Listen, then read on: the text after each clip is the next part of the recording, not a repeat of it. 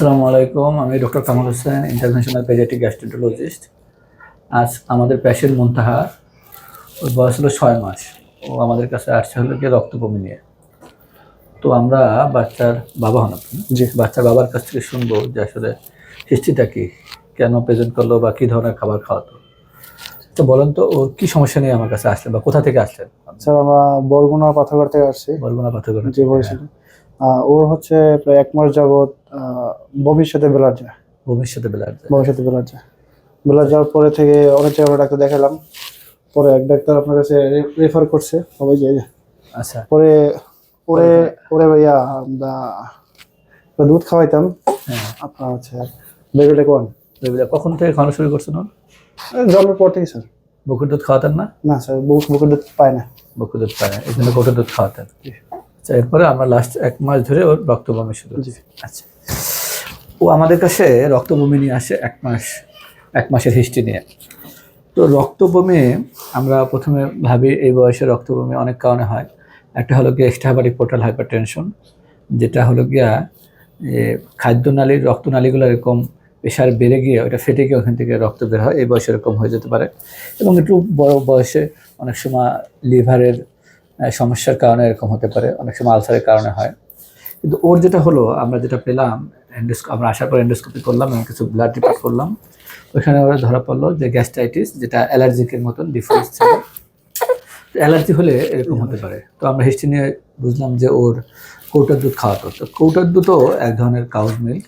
তো এটার কারণে অনেক ধরনের অ্যালার্জি হয়, যা এরকম রক্ত বমি, অনেকের পায়খানার সাথে রক্ত দেওয়া, অনেকের শরীর লাল হওয়া। আর শরীর লাল হতো? জি, অনেক সত্য। শরীর লাল হতো। পায়খানার সাথে রক্ত দিত না, পায়খানার সাথে রক্ত দিত না, কিন্তু রক্ত বমি হতো। তো এটার চিকিৎসা দিলে ইনশাল্লাহ ওরা আমরা কৌটার দুধ যে অ্যালার্জি যেটা আছে সেটা আমরা বন্ধ করে, যেটা কম অ্যালার্জি যেসব খাবার আছে সেগুলো আমরা খাওয়ানোর অ্যাডভাইস করলাম।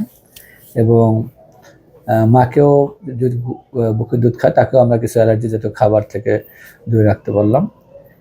এবং এটা আজকে বলার উদ্দেশ্য হলো গিয়া, যেসব মারা বুকের দুধের পাশাপাশি কৌটার দুধ বা গরুর দুধ খাওয়ায়, তাদের বাচ্চাদের ক্ষেত্রে এরকম সমস্যা হতে পারে, যেটা অত্যন্ত ভয়ানক, যে রক্ত বমি হওয়া এই বয়সে, যেটা অনেক সময় ডায়াগনোসিস করা কঠিন এই বয়সে। এন্ডোস্কোপি সব জায়গায় ফ্যাসিলিটি নাই। তো আমার আজকে বলার উদ্দেশ্য হলো, যারা কৌটার দুধ খাওয়ায় তারা যেন সচেতন হয় এবং কমপক্ষে 6 মাস পর্যন্ত শুধু বুকের দুধ খাওয়ায়। যদি শুধু বুকের দুধ খাওয়ায়, এবং তাহলে এই ধরনের সমস্যা তার হওয়ার কথা না। তো আমরা চেষ্টা করতেছি, বিভিন্ন ধরনের মিডিয়া বা সরকারিভাবে বলা হচ্ছে যে কৌটার দুধ বা গরুর দুধ বাদ দিয়ে শুধু 6 মাস পর্যন্ত শুধু বুকের দুধ খাওয়াতে। ইভেন 1 ফোঁটা পানিও না, যে আমাদের বলা হয়ে থাকে যে 1 ফোঁটা পানিও খাওয়ানোর দরকার নাই, শুধু বুকের দুধ। এবং অনেকে বলে যে বুকের দুধ খেলে সে পাচ্ছে না বা কান্নাকাটি করে। তো আমরা কীভাবে বলবো যে সে পর্যাপ্ত পরিমাণ বুকের দুধ পেল? যদি কোনো বাচ্চা বুকের দুধে 6 বার প্রস্রাব করে 24 ঘন্টায়, তাহলে বুঝতে হবে সেই বাচ্চা পর্যাপ্ত খাবার পাচ্ছে। তো এগুলো আমাদের খেয়াল রাখতে হবে, এবং আমাদের বুকের দুধ বেশি বেশি করে খাওয়াতে হবে 6 মাস পর্যন্ত, এবং এই সব বুকের দুধ থেকে বাচ্চাদের দূরে রাখতে হবে।